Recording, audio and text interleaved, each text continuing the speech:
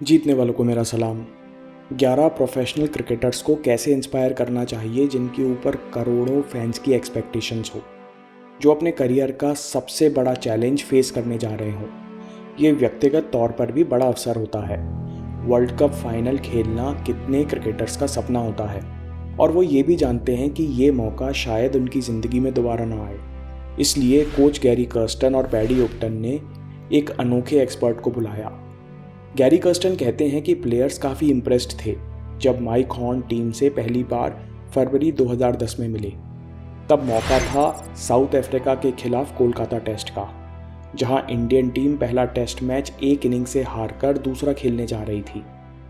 Gary Kirsten कहते हैं कि इसलिए हमने वर्ल्ड कप फाइनल से पहले माइक हॉर्न को दोबारा बुलाया। उनकी रियल लाइफ कहानियों से टीम को किक मिली।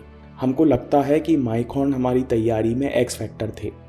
ये 45 साल का एथलीट असल में extreme adventurer, high altitude climber और आर्कटिक एक्सप्लोरर था।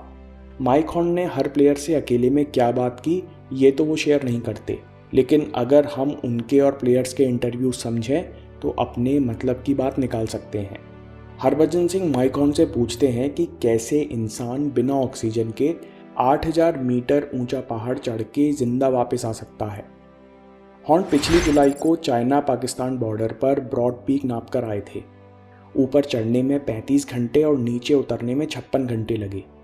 हॉर्न कहते हैं कि सांस लेने में ऊपर बहुत दिक्कत होती है, दिमाग सोच नहीं पाता क्योंकि ब्रेन सेल्स ऑक्सीजन की कमी में काम नहीं करते। हॉर्न कहते हैं कि मैं ऊपर चढ़ने से पहले ही जानता था कि अगर मैं रुका तो जमकर मर जाऊंगा। इसलिए मैंने सिंपल सा गोल बनाया और अपने दिमाग में बैठा लिया था, एक के बाद एक कदम रखते जाना, बस एक के बाद एक कदम रखते जाना। मैं जानता था कि अगर मेरा ध्यान हटा तो मैं रुक जाऊंगा, थकान हावी हो जाएगी और मैं सुनसान पथरीली बर्फ में जमकर मर जाऊंगा। इसलिए मैं बिना खाए पिए लगातार 90 घंटे चलता गया। हेनरी फोर्ड का एक फेमस कोट है, obstacles are what you see when you take your eyes off the goal. कठिनाई हमको तब दिखती है जब हम गोल से नज़रें हटाते हैं। दोस्तों, असल में माइक हॉर्न का गोल नहीं बल्कि मेंटल प्रोसेस रहा होगा, एक के बाद एक कदम बढ़ाते जाना। हरभजन कहते हैं कि इस तरह की कहानियां दिमाग हिला देती हैं। वर्ल्ड कप के पहले माइक हॉर्न बेंगलोर में टीम से 2 दिन के लिए मिले थे। माइक को टीम के साथ घुलने में ज़्यादा वक्त नहीं लगा। वे प्लेयर्स के प्रैक्टिस सेशन ऑब्जर्व करते रहे और बाद में सबके साथ अकेले टाइम बिताया। माइक हॉर्न असल में कितना एक्सट्रीम काम करते हैं। 1997 में उन्होंने 7000 किलोमीटर लंबी अमेज़न नदी अकेले पार की, वो भी एक हाइड्रोस्पीड की मदद से, जो असल में सिर्फ एक फोम जैसे पॉलीमर का टुकड़ा है। रात में वे नदी के किनारे सोते, जंगल में खाना ढूंढते और सुबह नदी में तैरते। कभी जंगल में उन्हें अवैध शिकार करने वाले गैंगस्टर्स मिलते जो उन्हें जासूस समझकर पकड़ लेते।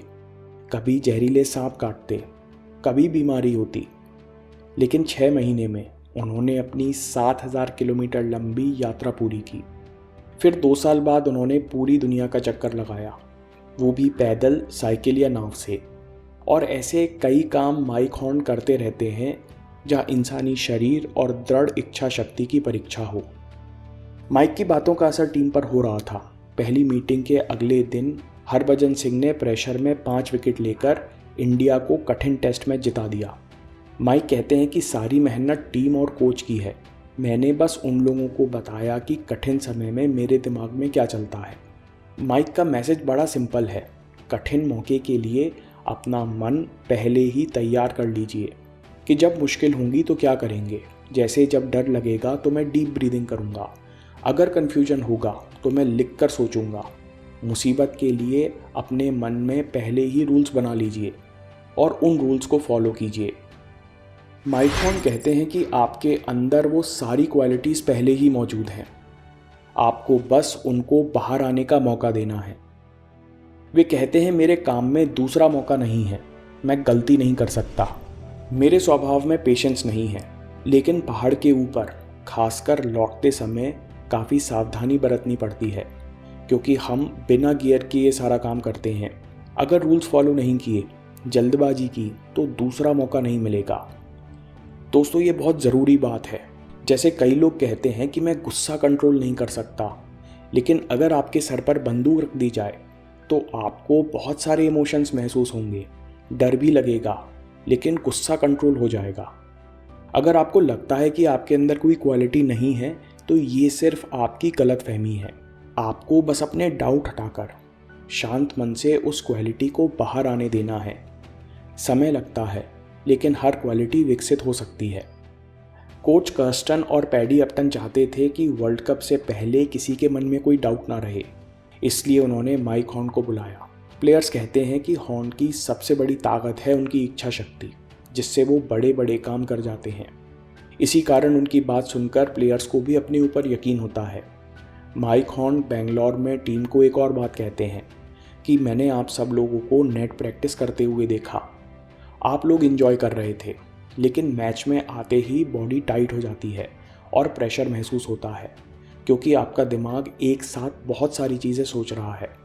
माइक कहते हैं कि सबसे बड़ा डर जो प्लेयर के मन में होता है वो है फियर ऑफ लूजिंग, और यही क्रूशल मोमेंट्स में बाहर आ जाता है। ये डर हर आम इंसान के अंदर भी होता है। जब तक आपके मन में हारने का डर है, आप जीत नहीं सकते। माइक हॉर्न के हिसाब से एक प्रोफेशनल प्लेयर का कॉन्फिडेंस किसी बाहर की राय पर नहीं टिका होना चाहिए। दूसरों की स्वीकृति की ज़रूरत उन्हीं को होती है जिन्हें अपने परिश्रम पर संदेह होता है।